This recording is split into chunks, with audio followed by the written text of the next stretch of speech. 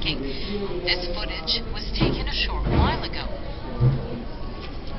The cargo ship has come close to the ISS. The docking will take place in about 20 minutes. 2 Japanese astronauts will play key roles in the maneuver. ISS crew member Kimiya Yui will seize the cargo craft with a robotic arm. Koichi Wakata will oversee the operation from ground control. Wakata is at the U.S. Space Agency NASA's Mission Control Center in Houston, Texas.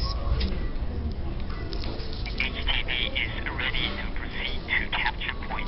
Please expect approach to resume shortly.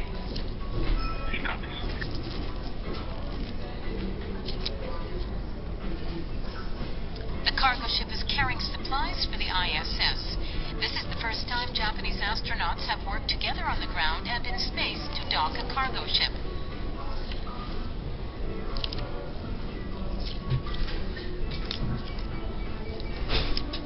Yui had a message for his family shortly after he entered the ISS. He says his first mission is to capture the cargo ship, and he will do his best. How will the cargo craft dock with the ISS?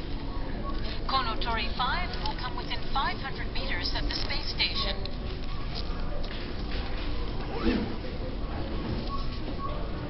When it comes within 10 meters of the ISS, the craft will be captured with a robotic arm. The distance will be measured with a laser. A mistake with the robotic arm could damage the cargo ship or the ISS. Yui will operate a robotic arm that is 17 meters long and weighs 1.8 tons. He will use 2 controllers while checking the images on monitors.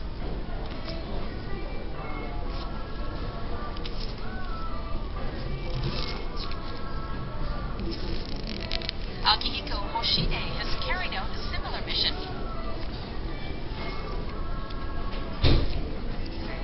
He says you have to capture a cargo ship accurately and quickly by operating 2 controllers skillfully.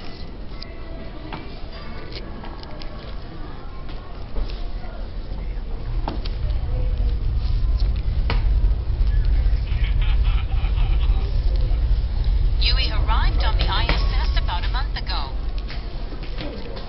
He practiced using the robotic arm to prepare for his mission.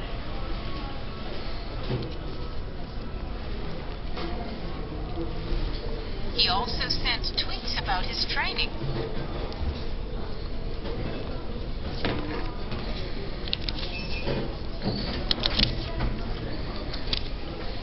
The cargo ship is approaching the ISS at this moment. The docking maneuver will begin several minutes before 8 p.m. Japan time.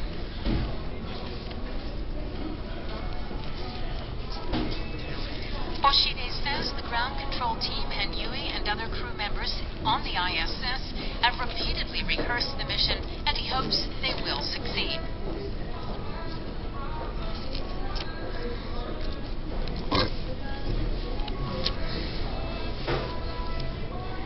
The government has announced Prime Minister Shinzo Abe will not attend an event in China that China says marks the 70th anniversary of its victory over Japan.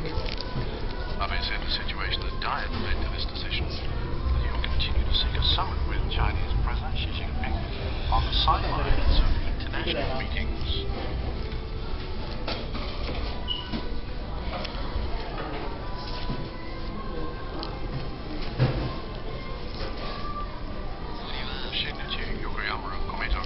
Asks how Abe plans to arrange summit meetings with China and South Korea.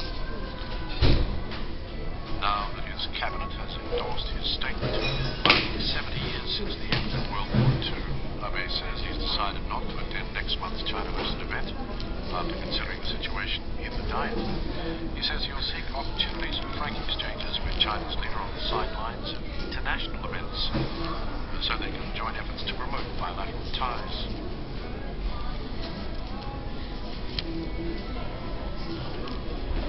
So Agima of the Japan Innovation Party says the standoff with Okinawa and the relocation of US Marine airfield cannot possibly be resolved in just 1 month. He asked whether the government will continue intensive talks if they cannot find a way out.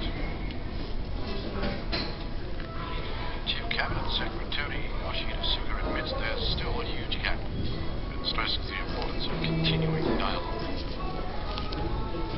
He says talks are ongoing, but it's not appropriate to disclose the results at this point. He says the government will negotiate with Okinawa for only a month, but it aims to hold intensive discussions.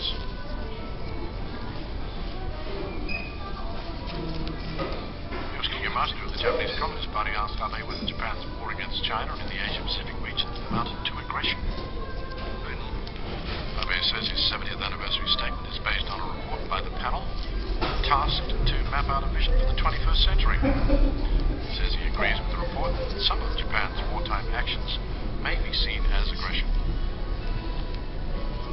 But he says with specific nations amounted to aggression and which did not is for historians to decide.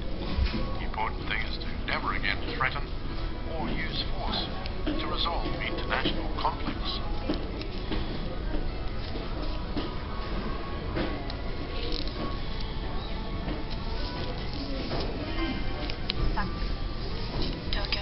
Arrested novelist To Fukata on suspicion of assaulting his wife. Police say that on August 21st, Fukata beat his wife in the face during an argument, breaking her tooth, at their home in Tokyo's Minato ward.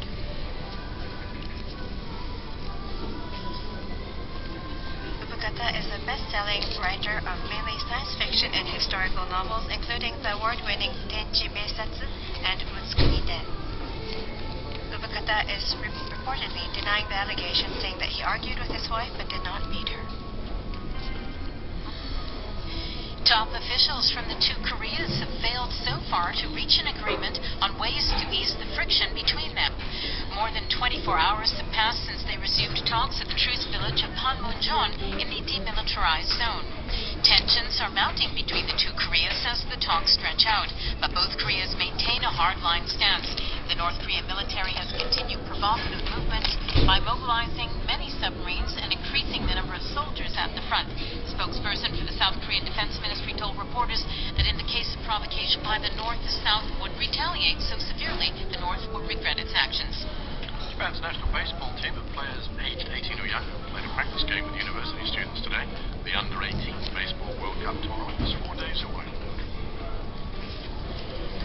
Today's game was the first that Japan's team has played since its formation. Pitcher Junpei Takahashi of Gifu Shogo caught the eye of fans when he pitched balls at more than 150 kilometers per hour during the Spring Invitational Tournament. He took them out for the first time in 1 month.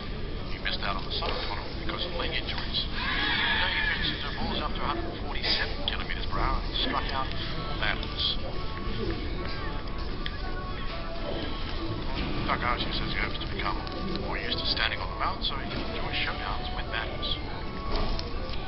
Another player attracting attention is slugger Kotono Kiyomiya of Wasa Jitsugo. He's in his first year at senior high school. He appeared as the 5th batter and designated hitter. They're typically trying to connect breaking balls with the university pitcher. He didn't do well today. He struck out 3 times consecutive at bat. The university team beat the under-18 team 4-2. Kiyomiya says he was terrible today, but he'll pull himself together and get some good results in the upcoming games.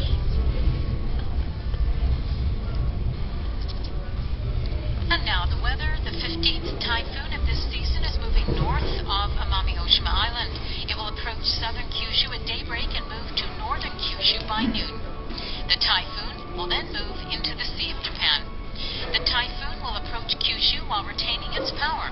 Winds of up to 215 kilometers per hour are expected to blow near its center. The winds will be strong enough to knock down electric poles. The strong winds will continue for a long time even after the typhoon has moved out to sea. Caution is also advised for heavy rain. Active rain clouds from the typhoon will cover southern Kyushu later tonight. They will also cover northern Kyushu, Chugoku, and Shikoku tomorrow morning. Some places will have more than 80 millimeters